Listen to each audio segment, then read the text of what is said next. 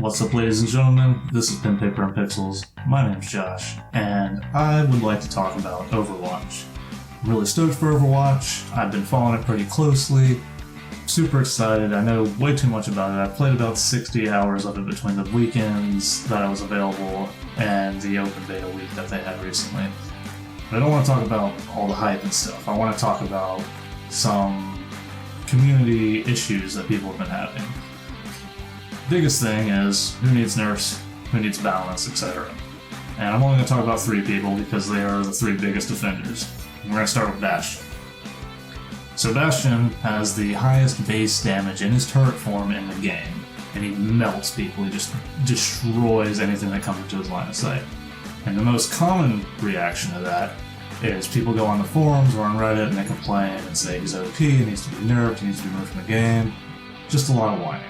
And then, very more or less unhelpful, people say you just don't know how to play against him, you need to pick Genji, Hanzo, Widowmaker, etc.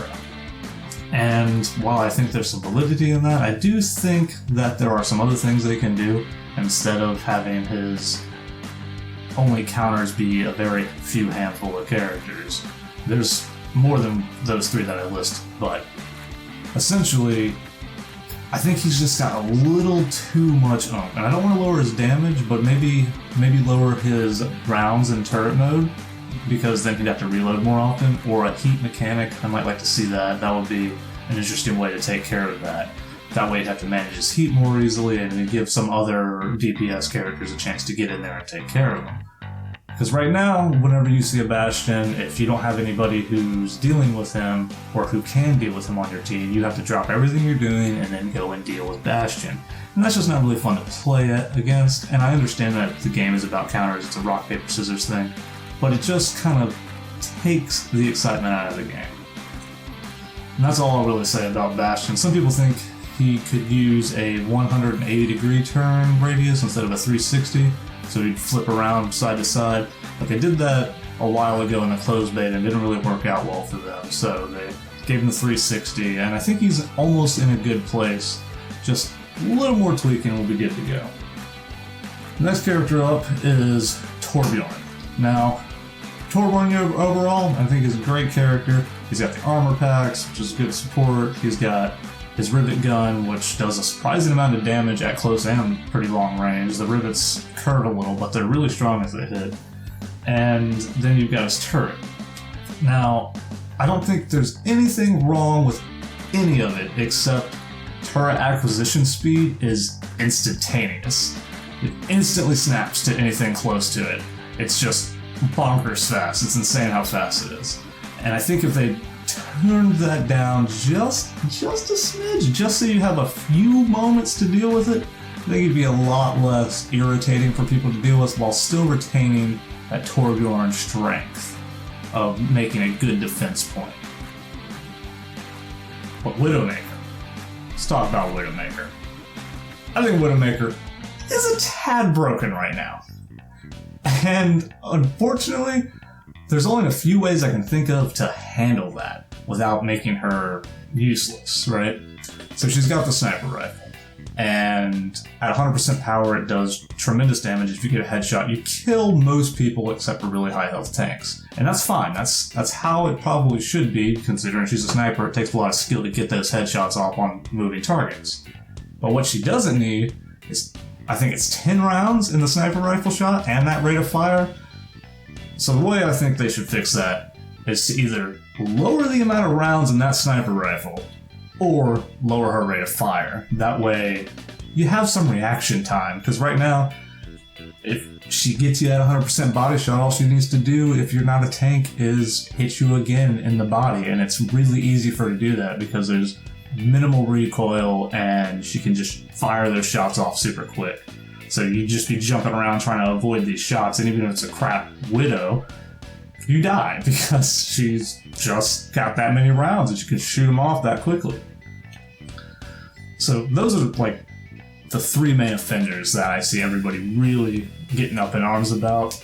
There's also McCree, but he's in a weird place. He's got some strength, but I don't think he's overpowered because he's very easy for a lot of characters to deal with. He relies a lot on catching you off guard or being able to hit you with the flashbang. If he misses that flashbang and can't fan that hammer fast enough, he's pretty much dead.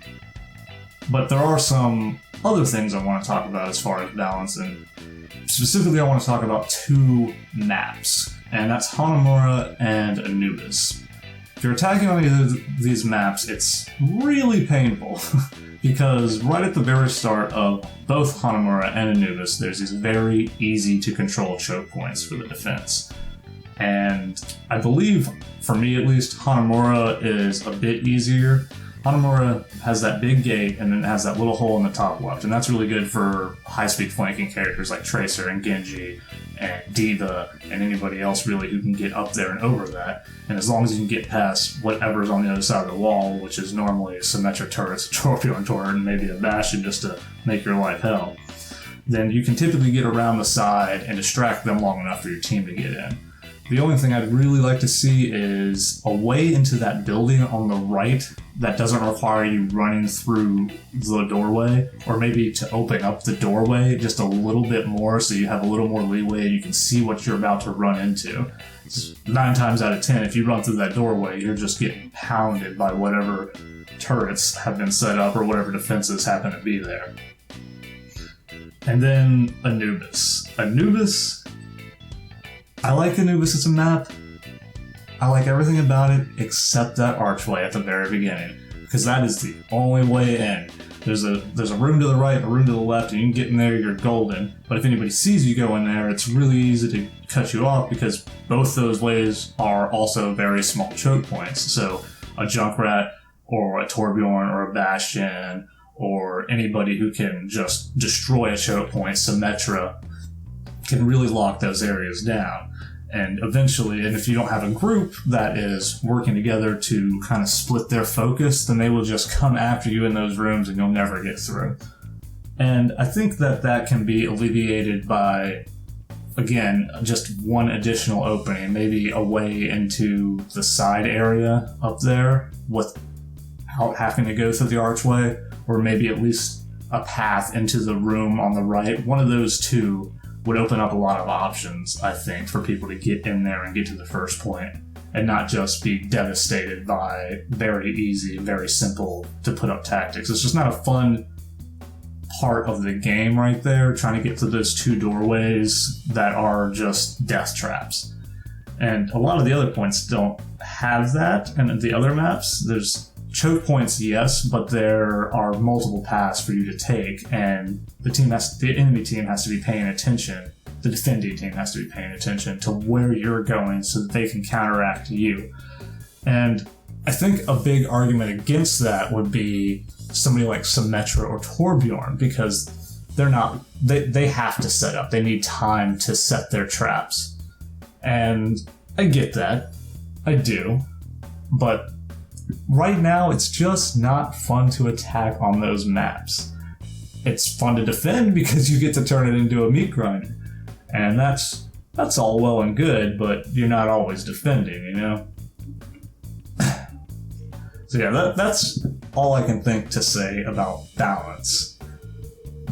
But what I'm really more interested in is the longevity of the game. Like I said, I've been following this since the beginning. I'm super interested. I'm super, super stoked. I can't wait to get the full release. I'm just excited beyond belief. But what I don't want to see is in 8 months that the game is dead. And that happens to a lot of shooters nowadays. Unless you're like CSGO, or I guess kind of Destiny right now. Pretty much 8 months to a year and a half-ish, the shooter's mostly dead, and it's time for a new shooter. But I hope that because this is Blizzard and they basically produce high-end manufactured heroin, that they will keep up with the game. And the way I think that they can make this game last is in a couple ways. And of course, releasing new heroes, but not too many. We don't want a League syndrome. Maybe once every 6 months or so, because Jesus, if you play League and you try to get in that game, what are there, like 130 heroes or something? That's mind-boggling. It's too much. It's overpowering for new players. And then new maps, new modes. They have the weekly brawls, which are variations on the rules. That's a really cool idea. I like that. I'm glad that's in there. It's a way to keep yourself interested. It freshens up the game a little bit, breaks up the eventual monotony of playing the same mode over and over again. But I think one of the ways, and I'm glad I just recently saw this, Blizzard is hosting their first Overwatch tournament. And I think that's where it's going to keep its freshness, because people love to compete. And people love to watch other people compete. You can see that in League and Dota and even CSGO, and up until recently StarCraft 2, that's kind of dying, unfortunately.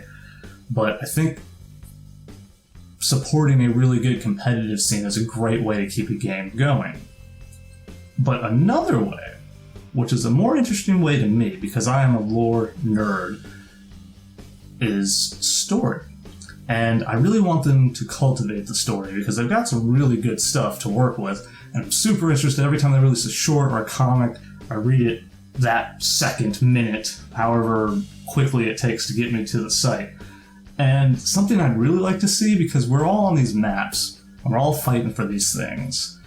And normally it's controlling a point or escorting a payload, which has some sort of object. Like one of the escort missions is in Numbani. And from the first Overwatch kind of cinematic short thing that they had, it's that gauntlet from the opening cinematic. And why? Why is all this happening? I would love to know. But more importantly, I'd like to see maybe once a year or once maybe every 6 months, some type of story gameplay mode where you eventually, when they have enough of the factions out there, you are one side of the faction or the other side, and you pick a hero from those sides and you fight to kind of play out that story. I'm not saying that should be how they decide the direction of the story, but I think it'd be a really cool way to get people more involved with the story. That way they know these are quote-unquote the bad guys or the antagonists, and these are the protagonists, or this faction isn't like this faction, or these people from this faction are opposed, those type of things. I think that'd be a great way to expand the lore without just pumping out a short every month. Which, don't get me wrong, I love those shorts. Those are amazing shorts. High quality, they're great. The comics are great too. I really love the Reinhardt one. But I think that it will be a great way to do that story mode. I would love to see that. And that's about all I have to say about all the stuff going on right now in the Overwatch community. I don't know how often I'll talk about Overwatch. I want it to be kind of my fallback game. I know next week's video is not going to be Overwatch, even though it comes out next week. I think it's going to be Doom. But I'm really excited for it. I hope you are too. I hope you're getting it, and I hope you come and play with me, and I hope we have a great time. But most of all, I hope you've enjoyed the video. Enjoy the rest of the gameplay that I've got here, and have a great day.